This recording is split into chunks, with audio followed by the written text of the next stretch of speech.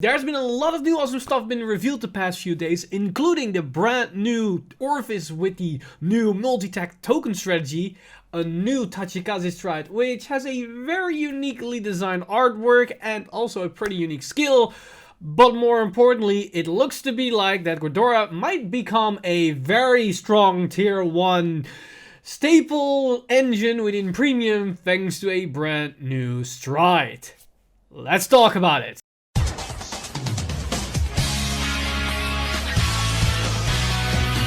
Vanguard!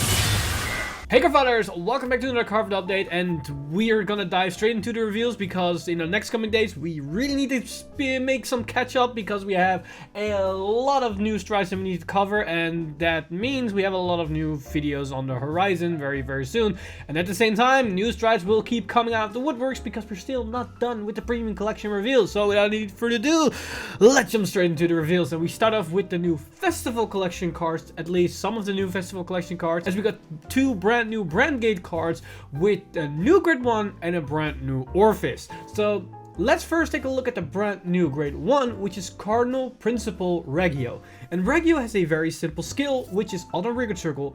During your turn, when your Shadow Army token is retired from the Gguard circle, this unit gets power plus 5k until the end of turn. So overall, it's a very basic skill and might look a bit underwhelming and can therefore be overlooked by the general populace. But there is actually a lot of value to be had here because it allows you to generate more value off of skills that use your tokens for resources like Thumberino, Elvidirt, also the Restender from set free. All these cards retire your tokens to get value from their own skill. But now with this grade 1, you get extra value on top of that.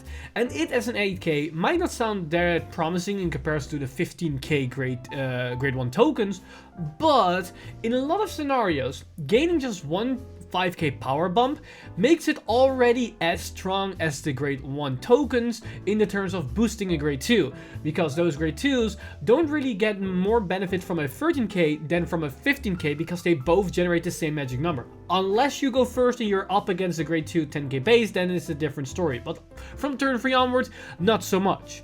But that's only talking about retiring one token. If you can retire 2 tokens, this card immediately becomes better. And the more tokens you retire, the better and better it becomes. And in some cases, you can only maybe retire 1 token tops. But there might be scenarios where you can generate more, because I don't remember if Vanguard has cards that allow you to retire your tokens in the main phase. If you do, this card can synergize with that. But more importantly, if you have plenty of resources, you could essentially just call this thing on top of a Shadow Army token. And if I remember correctly how the rulings work, the retirement of that token, because you put it on top of it, will still allow you to trigger this effect at least once. But I could be wrong on this, so please check this with a more credible source or at least a local judge if you want to have a confirmation if this ruling works the exact same way. But if it does, that's a nice interaction. But the most important thing is that this card has a nice synergy with the grade 2 from set free, which allows you to retire 2 Shadow Army tokens to restand it, because that means if you have this as a booster for the unit, on the second swing, this thing will get additional plus 15k power. So it essentially, it gets the power of a Shadow Army token, and that then can be used in the second attack of that grade 2, which is nice. But let's just talk about a very simple grade 1. We also have the brand new Orfist, and that is a whole nother cup of tea, and it also allows us to see the value of that grade 1 in the right circumstances, because the brand new Orfist is Cardinal Dominus Orfist Regis. And Orfist Regis or Regis has the effects: auto, when this unit is placed on the Vanguard circle, choose up to 1 world card from your hand or drop and put it into your order zone. Now there's already a couple things that we need to discuss here, because first off, it puts the card into your order zone, which means you won't have to pay the play cost of these order cards. So you don't have to pay the Counter Blast to get another token. You don't have to pay the Soul Blast to get a draw. You don't have to pay a Soul Blast to potentially get a pop. You just put them into the order zone, and if I remember correctly, all of these world orders have the effect: if this card is put into the order zone, you get the value. So you just write this thing, put it into the order zone without paying the cost, and still get the benefit of those world orders, which means you actually get quite a sizable amount of free value from this skill alone. And because it allows you to get them from the drop, that means you can discard these order cards for your right deck and still not lose out on card advantage, because this card immediately puts them there as if they were still in your hand. And because it doesn't take up from your order card that turn, you can still play an order card from your hand because it doesn't take up the order card that you can only play once a turn. So this allows you to accelerate the amount of world orders you have in your order zone, which is pretty nice, and plays into its second ability, which is Auto Vanguard Circle. When this unit attacks, if your world is Abyssal Dark Knight, cost counter +1, and discard a card from your hand. This discard can then also play into its first ability, because if you discard an order card and next turn you write another copy of it, you can then put it into the order zone. Those are things you can think about. And for every 2 world cards in your order zone, call up to 1 Shadow Army token to the Vanguard Circle, and this unit gets power +5k until the end of that battle. If there are 4 world cards, power +10k. So this gives Orfist access to multi-attack shenanigans just by the Grade 3 alone. So you aren't restricted to the Grade 3 from set 3, which can reset itself. This is just your new boss monster, and it will enable multi-attacks. And if you have 4 world orders, you will generate 2 new tokens, which means you can generate 5 attacks, which is actually pretty nice. And this can also synergize with the Grade 1 we just talked about, because if we have Shadow Army tokens in the front row and we call new tokens on top of them, those tokens will get retired, and then the Grade 1 will get an additional 10k power, thus making the second wave of attack stronger. And that's going to be important because there is a glaring flaw with this card in comparison to the original Orfist and the already present engine. Because the ideal situation is you can generate 2 tokens. But that doesn't happen on the very first Grade 3 ride. Because if this is your very first Grade 3 ride, you at best will only have 3 world orders in your order zone, because we only have Grade 2s and Grade 3s, which means on turn 2 you have 1, on turn 3 when you ride this thing you can have potentially 3. So that still means for 1 counterblast and discard you will only get 5k power and generate 1 token, which isn't ideal. So then next turn you can essentially, if you ride into it, again, you can then have the 4 tokens or 4 orders, or even if you don't rewrite, you can still play 1 from hand and still have the 4 world orders, and then you will generate 5 attacks. And if you could ride into himself, that means you then have Persona Ride, so those multi-attacks will come for decent numbers and you will pressure your opponent. That's the ideal setup. But the problem is, if you go with that direction, you don't really generate a lot of tokens on your very first Grade 3 turn, because the original Orfist allowed you to create 3. This then only create 1 token. So you cannot really abuse all your riggers that benefit from tokens. We do have other token generators, but they aren't the most ideal type of cards. But with the reduction of cost of Counterblast on the Vanguard Circle skill, maybe those cards can fill in the blanks to generate that lack of power or lack of pressure on your very first Grade 3 turn to then prepare for your subsequent following turn. But you can also take a different direction and still rely on the old Orfist as your very first Grade 3 ride, and then go into this thing for the next turn for the general pressure. But that means you will lose the Persona Ride potential, but as a trade-off you will have the stronger very first Grade 3 turn because of the more tokens you generate right at the get-go. That said, there is a very funny combo you can do with this new Orfist and the Grade 2 from set 3 that can reset if it retires 3 tokens, because if you combine these skills together, you could essentially attack 3 times with that Grade 2, because that Grade 2 isn't restricted by a once per turn skill. So if you have 4 tokens on the board, you can swing with 1 token column, then you swing with the Grade 2 that retires 3 tokens, then it restands, they attack with this Orfist, create 2 tokens, and then you can attack with the token column again, then you attack with this Grade 3, you retire those other 3 tokens that are still left on the board, and then reset you can attack again. So this could be your turn 4 finisher play, where you just pressure with a lot of cards, and if you rely on the new Orfist Grade 3 and you can Persona Ride, then those Persona Ride numbers will allow you to put a pretty hefty amount of numbers on the board. But if you want to go a different direction, you could essentially see this as, instead of a turn 4, a turn 5 play, where you can generate essentially 3 tokens on your Vanguard swing if you have 6 orders in your order zone, and then you can potentially rely on the Grade 1 we just talked about as the booster behind the reset in Grade 2, because that then means that you have 3 tokens that then will replace themselves, which means you can attack with the 1 column, then the Grade 2 will sack those 3 tokens off, then you attack with the Vanguard, you create those 3 tokens again, and the Grade 2 can eat those tokens again. That means on the final attack, this Grade 1, which absorbed 6 token powers into itself, so that's plus 30k power, and then you have a sizable final attack, basically winning you the game because at that point in the game, you should win on that attack. Now, is that the most reliable win condition? Probably not. Is that the way you should build the deck? Also probably not, but it's the thing to think about and a potential interaction with the Grade 2, now with this new Orfist being able to generate more tokens during the battle phase instead of retiring your tokens during the battle phase, which is an interesting new dynamic that we haven't seen so far for Orfist. So overall, pretty interesting cards, and just like the new Zorga, it opens up a different playstyle and a different line of direction you can take the deck instead of an outright upgrade that we saw with the Grade 4s for the main right lines from the starter decks, which is a very nice little addition to the whole building aspect or the deck's building scope for standard and overdress, because it means we have a lot more things to think about and a lot more cards to play with and potentially win with. But of course, that isn't the only thing that we need to talk about today, because we also have 2 new strides that I want to tackle, including 2 new Gguards for Tachikaze and Megacolony. And we're going to start off with Tachikaze because, in my opinion, the Tachikaze one is relatively simple and straightforward to tackle, because we have the brand new stride in the likes of Tyrannical Magnet Giganotofellow. And Giganotofellow, interesting artwork with a cute little handgun and an axe in one hand. Has the simple ability Auto on Vanguard Circle and Gguard. Now, for anybody that doesn't know what Gguard means, it essentially means once this unit with the Gguard ability attacks, it can retire any of your rearguards to attain the Gguard state. Now, why would you retire your own rearguards on attack for nothing? Well, it's because of its other effect, which is Auto on Vanguard Circle. When this unit becomes Gguard, cost counter +1 and turn a card from your G-Zone face up. Choose the same number of your rearguards as the number of units retired by this unit's ability this turn.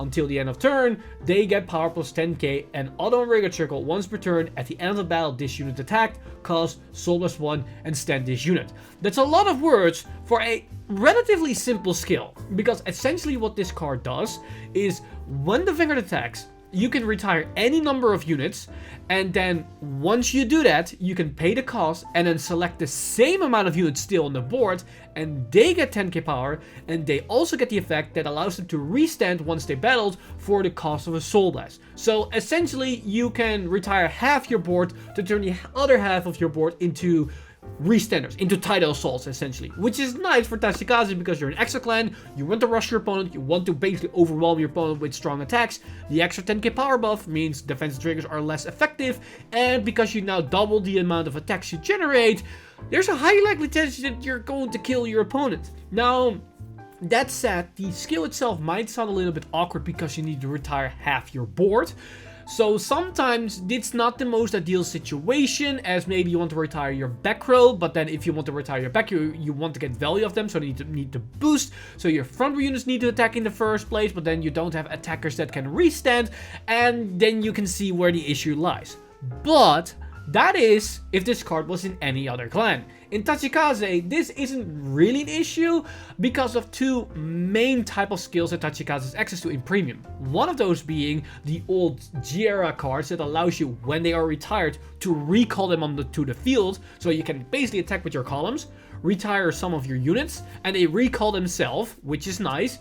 But also, you have the cards within the V series, which essentially say, once they are retired, you can call the card that's underneath it as a gauge to the field. So again, you can repopulate the board. And you might think to yourself, well, this doesn't work because Vanguard skills work in a specific way where you need to resolve the entire skill before you can resolve the next skill. So that means once these units are retired, you first need to resolve the whole skill to give units recent abilities and then recall units. Well, that would have been the case normally, was it not for the fact that the Engorge keyword is made specifically for these type of interactions, because the Engorge keyword, or the Engorge effect, is a different effect from the on-attack skill that allows you to give your units restand abilities. So essentially what this stride allows you to do is you can attack with your board that has these units that can recall themselves or call the units that are underneath them. Then you attack with your Vanguard, engorge those units so they get retired, so your Vanguard becomes in the engorged state, but then you resolve all those skills preemptively. So now you're going to recall your board, and then you use its other effect to give all your units plus 10k power, and to give them the ability to reset your entire board. So if you have the correct setup, you can essentially attack with your board 3 times over. Now, of course, that won't be in every situation because you're key piece reliant, so you need to have the right pieces. But because of the flexibility this card provides, you can essentially unleash mayhem on your opponent with just one or two good cards that allows you to get value off them. Because with one or two combo cards, that in itself is already 6 attacks. That's pretty good. So overall, I think this is a very solid stride for Tachikaze's arsenal, because most of this big strides are like resetting Vanguards that eat your own board and maybe get some value off. But this is a more rearguard-centric approach that synergizes very nicely with like the Gaia V support that recalls the board and maybe the new Agent Dragons that we've seen so far. So it's a nice touch where you can build your deck in a bit of a different direction. Instead of being very Vanguard-centric, now you can go for a rearguard-centric battle prowess focus. And talking about rearguard-centric builds, they also have a brand new Gguard, which synergizes with recalling a new board, because they have Fortified Marquise Legal Guarder. And Legal Guarder has the effect, although when the unit is put onto the Guardian Circle, cost retire any number of rearguards, and this unit gets shield plus 10k until the end of the battle for each unit retired for this cost. Draw a card for each unit with an equip gauge retired for this cost. So essentially this Gguard fulfills two type of rules. One of it being just potentially a gigantic shield. If you have a couple of units on the field sticking around, this thing can easily get like 10, 20, 30, 40k power in shield value. So it becomes like potentially a 55k shield, which stops basically almost any attack except for the absurd numbers, which is pretty good. But on top of that, if you play a deck or an archetype that relies a bit more on equip gauge, or like completely unequipped gauges, then this card is even better, because then you draw into like a gazillion cards and then survive even more. So let's say for example you're up against a non-control deck, so they don't really touch your board, but they are about to kill you because you just use all your resources on the board. You have like 2 cards left in hand, and usually when you have like 2 cards left in hand, you have a board filled with units. Maybe your opponent doesn't want to attack into the rearguard because pressing your Vanguard might actually win them the game. Then this Gguard is essentially perfect for that situation, because if they do that, you're gonna punish them, because for one, you're gonna retire all your rearguards, thus stopping whatever attack they just thrown at you. But on top of that, you're just drawn into like 4 or 5 new cards, which allows you to potentially survive the turn and then go into another strike. Now, how effective that is, I honestly don't know, because I don't know how good Tachikaze can be with an empty board. But again, you don't have to retire all of your units. You can retire enough that you get the value that you need to survive and win next turn. So overall, a very nice Gguard for their arsenal, and I can definitely see this card being run in almost every deck, as it's a very versatile card that allows you to dedicate the amount of value you're going to need for every single situation. Now, that said, it's time for me to bug you a little bit, because we need to talk about some Megacolony cards, which might be a little bit problematic with the new Gredora, with the old Gredora stride, or new Gredora stride, or whatever you want to call it. Because the brand new Megacolony card that we've got is Poison Evil Mutant Deity Marignatus. I think that's how you should pronounce it. And this scorpion looking fella, like honestly, when I saw this card, I thought it was a stride version of the V Clan collection card that we got, I think, in the first V Clan collection, that has this weird, that was honestly pretty decent. But its skill is not really anything remotely like that V-Clan collection boss unit, because its skill is act on Vanguard Circle and G-Zone, and that's going to be very important. Once per turn, if this unit's on the Vanguard Circle, this cost may be paid with turn a card from your G-Zone face up. If this card is face up, cost counter +1 and put a rearguard into your soul. Choose one of your opponent's stand rearguards and retire it. If a card was retired, you draw a card and countercharge 1. If no cards were retired, you choose one of your opponent's Vanguards and it gets power minus 10k until the end of turn. So this effect is 2 different effects that also have 2 different outcomes of effect. So let me clarify what I mean with that. The cost is 2 different costs. If this is your Vanguard unit, then the cost is essentially just G-flip. That's all the cost it has. If it's in your G-Zone, that's when you pay a counterblast and put a unit into the soul. And then the outcome of that skill is 2 different variants, because if your opponent has standing rearguards, you essentially are going to recoup your resources, because the counterblast is going to be refunded for the countercharge, and the unit that you put into the soul is also going to be refunded because you draw a card. But the outcome is you just retired your opponent's unit for free. Then if this was your Vanguard, you essentially retire one of your opponent's standing units, you go +1, and you countercharge. which is not bad. It's not an amazing stride, but honestly in value it's not that bad. And keep in mind, because the cost is flip, you can do the skill again with the version that's now face up in your G-zone and retire one of your opponent's second unit that's still standing and refund all those costs while also cycling and whatnot. That's honestly not bad as a first stride if your opponent doesn't really give you a lot to work with. And it's also anti-damage denying because you just counter charge. Now you can use it counterblast for something else. But if your opponent doesn't have standing units, and let's be fair, this is probably going to be in most scenarios, you're just going to minus your opponent's Vanguard minus 10k power. And if this thing is face up in your G-zone, you can minus them again 10k power. So if this is your first strike, you can essentially put your opponent's Vanguard minus 20k power. It's essentially Shiryuki on steroids. And the annoying part is, this card is probably not meant to be the strike you go into itself. It is your flip fodder. So any G-zone unit that allows you to flip any cards in your G-zone, Gredora for example, then you can essentially put the extra minus 10k power on top of whatever that stride is doing. Which honestly is very devastating in combination with Gguard, because Gguard already locks your opponent about doing anything, so they cannot really pressure you, and you slowly are whittling away on their resources. But on top of that, you just put your opponent at minus 10k power.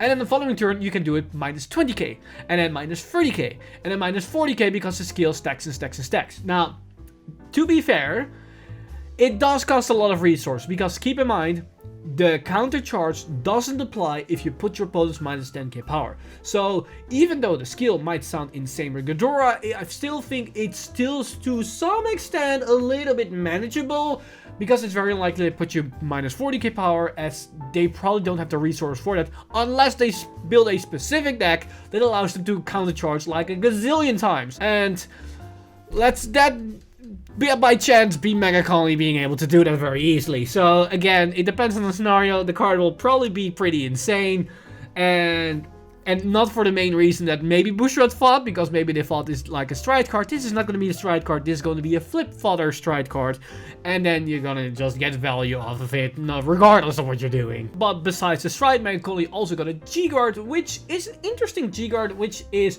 Constrained Mutant Deity Crew Weeble, and Crew Weeble has the effect, although when the unit's put in the Guardian Circle, costs Soul plus 1, and this unit gets shield plus 30k until the end of battle. Your opponent chooses any number of the rearguards and rests them. This unit gets shield minus 10k until the end of battle for each unit that was rest. So usually these type of skills where your opponent dictates the value of them are regarded as bad cards. And depending on the scenario, yes, that can be the case. But your opponent forced to rest their units essentially also removes power from the board. So that means it still generates the same amount of shield. Like if they rest a booster, that is almost equivalent to 10k power. If that booster has more than 10k power, then it's more than 10k shield that you generate. If they are forced to rest a rearguard that's standing in the front row, that's another attack you just stopped. And if the unit perchance is a restander that resets on attack, that's more than one attacks. And this brings in a whole different aspect to this card, where either it stops a very strong attacks, or it forces your opponent in a very tough situation if they still want to go through with the attack. Especially if you use this on an attack that has multiple criticals, for example. They probably have more incentive to let that attack go through than just resting all their units. So depending on the situation, this can actually be pretty decent. And more importantly, even though your opponent dictates the value of this card, they will never make the 100% correct choice, because there's always going to be some information hidden, because they don't know what your entire hand is. Maybe resting a very specific rearguard is the difference between you still being able to guard the rest of the attacks or not. So this is a very interesting card that can put in some mind games with you and your opponent, depending on what situation you find yourself in. And otherwise, it's still a pretty beefy shield. It's 45k shield for a Soul Blast, which is nothing to scoff at. So honestly, pretty decent Gguard. And with that said, it also brings the end to this video. We had a lot to discuss over. We have the new Orfist, which surprisingly brings a lot of interesting theory crafting to the table, as it opens up a brand new type of direction you can take the deck, even though on surface level, it looks to be like a very similar card like the old Orfist, and a very easy upgrade, or like a subsequent right target. But once you start to dissect every single detail, you start to discover that that's further from the truth than it can actually be. And then on top of that, we also got the very interesting stride with Tachikaze, which synergizes very nicely with the G-era multi-tech engine, as well as the new V-era equip gauge multi-tech engine. And of course, we got the new Megacolony cards, which, depending on how things are gonna pan out, can be very, very obnoxious. But we have to wait and see what that brings to the table once this set actually gets released. But that said, I want to know what you guys' opinions are. So let me know in the comments down below what your thoughts is about all these cards and what you think about the brand new reveals for Premium Collection and Festival Collection. But with it said, I want to give a huge shout out to my Patreon supporters over at patreon.com/RankedInsider. You guys are amazing. If you want to support the channel or everything that's happening on the channel, you can simply go to patreon.com/RankedInsider and become a patron today. But with that said, I've missed a time leap, and I see you guys in the next one!